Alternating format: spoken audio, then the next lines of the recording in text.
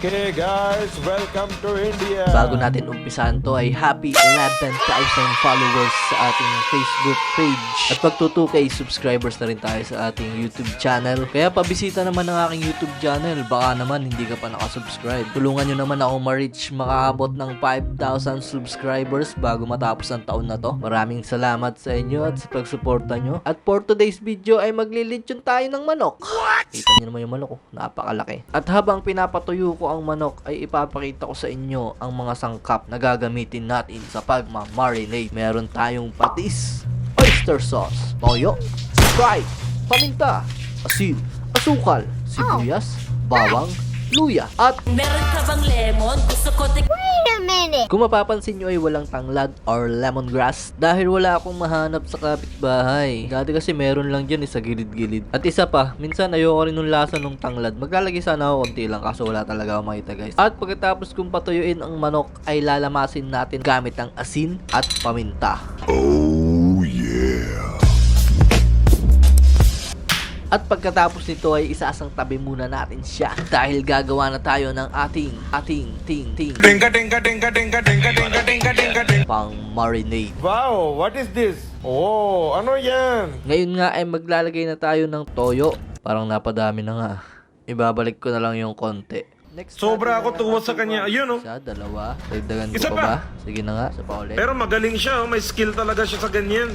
Nakakatuwa ka, Lordy. Masyado nang papansin to. Wow, ano yan? Ano yan? Bang, magaling talaga siya, oh. Galing na, talented. Oh. Ang oyster sauce. Sobra na talented talaga, kalahi ko na to. Proud ako sa'yo, kanang kalahi ko. Galing, oh. Next na natin ang malamig at masarap na Sprite. Huwag natin ilalagay lahat. Magtira tayo. Dapat palagi tayong may tinitira para sa sarili natin. Next. Sibuyas at bawang. Pinagsama ko na dyan. At medyo na-late yung luya. Yan. Nakalimutan ko siyang hiwain.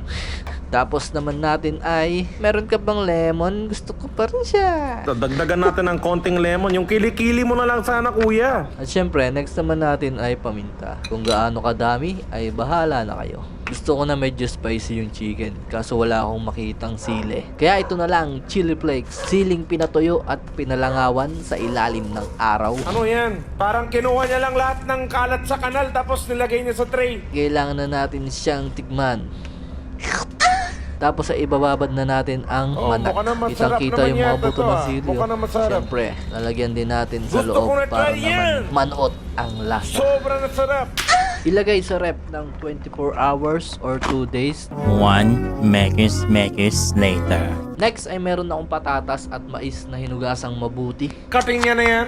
Cutting na. Okay, cutting.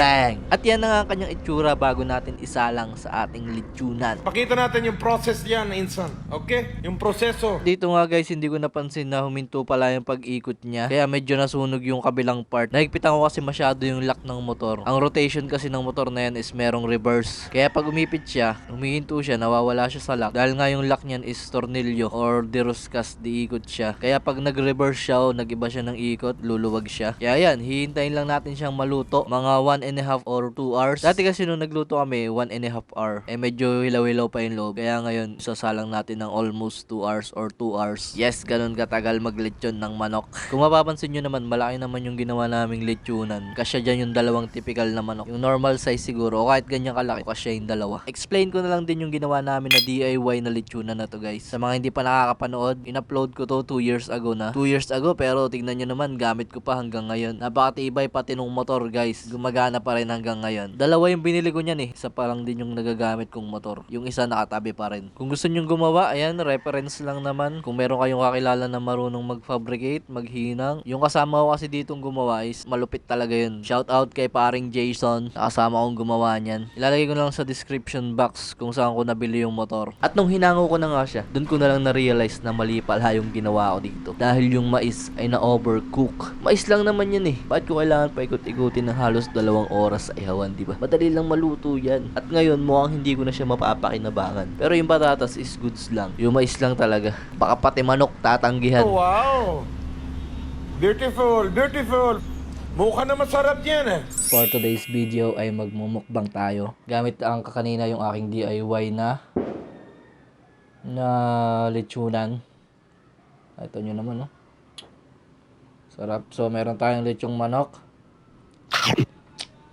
May mali lang ako nagawa, guys. Yung patatas, okay lang naman. Ayos lang yung pagkakaluto niya. Mausok-usok pa. Pero yung mais, ang mali ko lang, guys, nalagay ko siya sa pinakagitna. So, na-dry siya. Ang sarap pa naman, malasa. May ginawa rin pala ako dito na mayonnaise ketchup na merong konting asukal at paminta. Hindi ko na pala napakita kung paano ito ginawa. Pero yun lang naman yun eh. Mayonnaise, ketchup, asukal at paminta. Tapos syempre, di ako nakapaggawa na ng ibang sausawan. Ang nagawa ko ay toyo na lang din. Na merong sibuyas, kalamansi, sili, at bawang. Pero masasarap pa yan pag nilagyan natin ng tikman mo chili garlic oil ko. So, available lang to dito muna sa amin.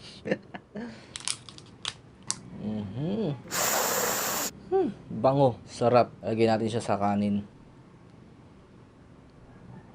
Tikman mo. Medyo lumalamig na yung manok natin ah.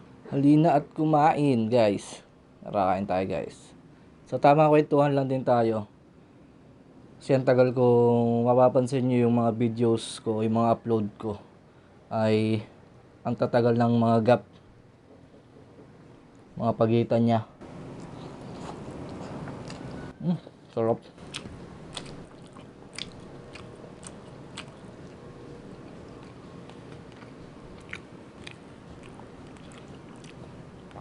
Ano?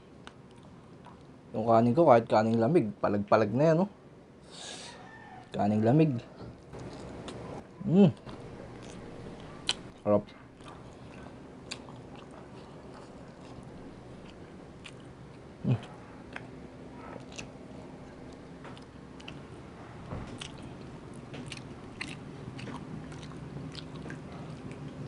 Ngayon kasi, guys, meron akong work. Meron akong trabaho. Sarap. Tapos, yung trabaho, guys, laging kaming overtime. Dito lang naman dahil nagsha-shutdown. Kaya medyo na ano ako, hindi nakapag-focus sa paggawa ng ating mga vlogs. Kunin natin ito isang hita, guys. Wow.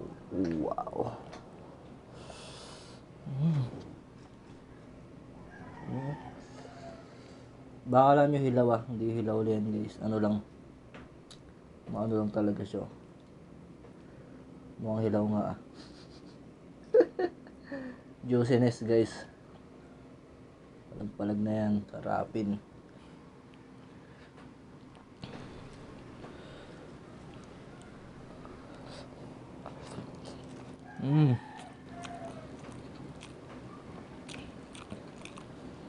Tapos, guys, may naging problema pa yung Facebook page ko. Diba meron akong video doon na umabot ng 1 million views. 1.3 million views. At na-monetize yung Facebook page ko.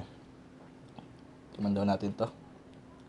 Tikmahe, ang masarape. Mahilig talaga ako sa patatas kasi, guys. One of my favorite.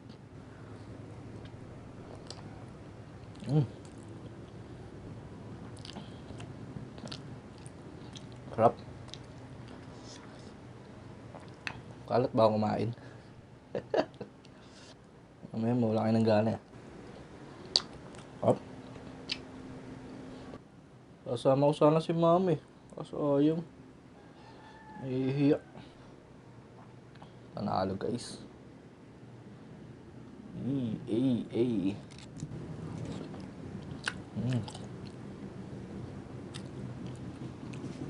Kaya nga,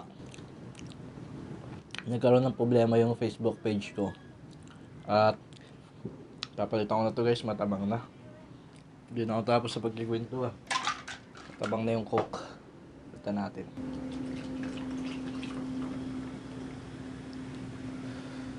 Yes. Yes, sir. Nagka-problema yung Facebook page ko, guys. Nagkaroon siya ng policy issue. January ako na-monetize, tas ilang buwan ko na siyang inaayos. Imagine, January. Tas magde-December na. So, halos mag-iisang taon ko na siyang inaayos. Sayang kasi, kailangan kong i-delete lahat ng aking videos. Ang dami ko pa naman ng videos na umabot ng 100k, 400k, 500k, at 1.3 million views sa Facebook page. Op.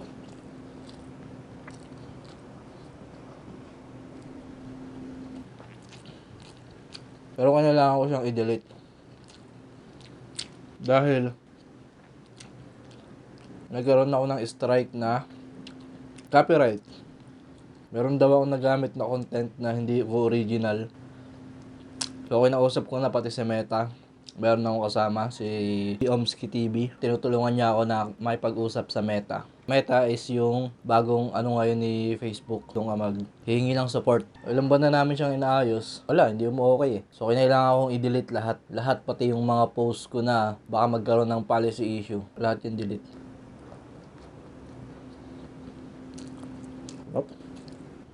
Sarap.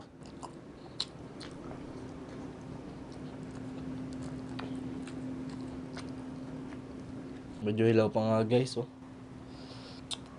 Sayang. Yung mga hilaw na part sa na lang siguro. Sa doggy. Siguro kinulang ng mga 30 minutes pa siguro. Para maluto siya ng solid.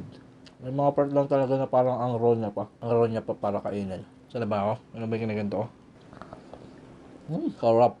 Totoo yun, guys. Marami nakaisip na content, guys. Sa totoo lang talaga. Tapos meron na rin akong GoPro.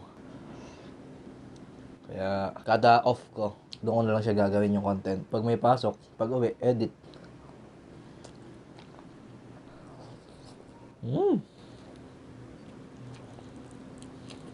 Kakainin mo ba yung mais? Ang tagas na kasi ng mais eh. Dry na dry na. Naklas pa sa kanin. Sarap pa naman. Mas ang lasa yung butter. Hindi ko pala ubusin to, guys, ah. Hindi ako katulad na ibang nagmumukbang. Hindi ko siya ubusin, guys, dahil may mga kakain din yan dito sa bahay. Si mama at si papa. Sabi ko, sabay-sabay na kami dito eh. Mukbang. So, nahihiya sila. Susunod na lang sasama ko sila sa susunod na mukbang series. Mukbang episode.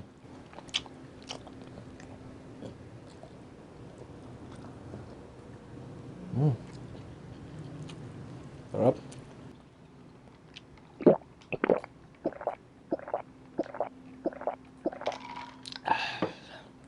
Medyo hilaw pa eh.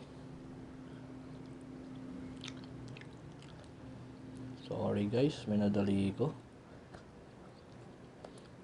Up.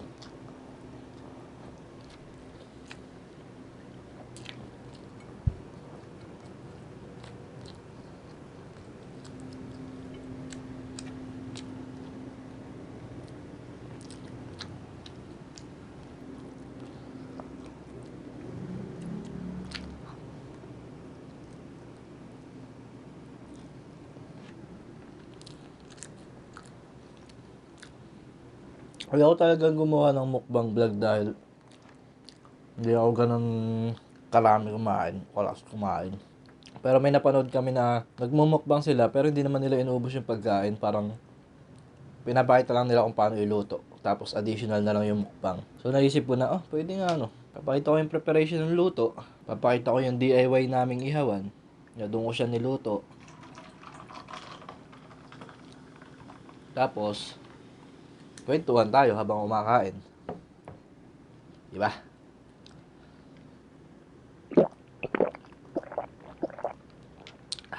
Tingnan nyo nga, naubos ko na yung kanin ko, yung ulam ko. Wala tayo ng part ng sa ibabaw na lang. Kinakamay ko pa kanina no. Ngayon ko pa kinutsilo, okay lang kinamay-kamay ko na. May mga nasa plato pa. Ba't kuha ka ng kuha? Ubusin mo muna yung nasa plato mo. Sarap.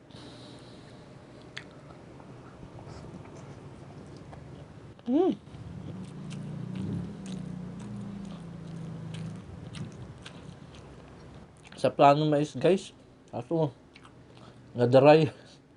Chili oil. Nako, matitikman nyo lang talaga. Ang tikman mo, chili garlic oil ko. Ay nako, pakasarap. Ang ilang batch ko na to. Sarap ng chili oil.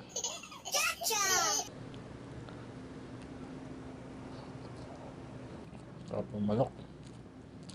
Sa plano ng manok, kaso ano, yun nga.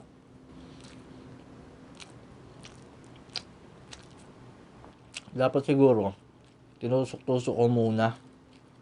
Yun din yung mali ko. Hindi ko siya tinusok-tusok. O kaya hinibaan, no? Sarap. Nakawa. Ba masasabihin ko sa inyo, guys? Kayo naman magkwento. Alin na pa ako nagkwento eh.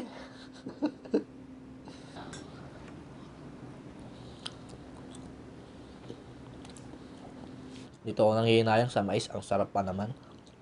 Buta po na yung memory card. And that is it for this video. At kung mapapansin nyo, nandito ako ngayon sa isang Jeepney Team restaurant. At syempre, hindi natin kakalimutang mag-shoutout. Shoutout to Ray Dimaano, Charles Alwin, at kay Pebby7646. Every end ng vlog ay magsha-shoutout ako ng 3 subscribers. All you need to do is comment down below. At sorry kung natakam ko kayo sa vlog na to. Salamat sa panonood. Like, comment, share, and subscribe. See you next vlog.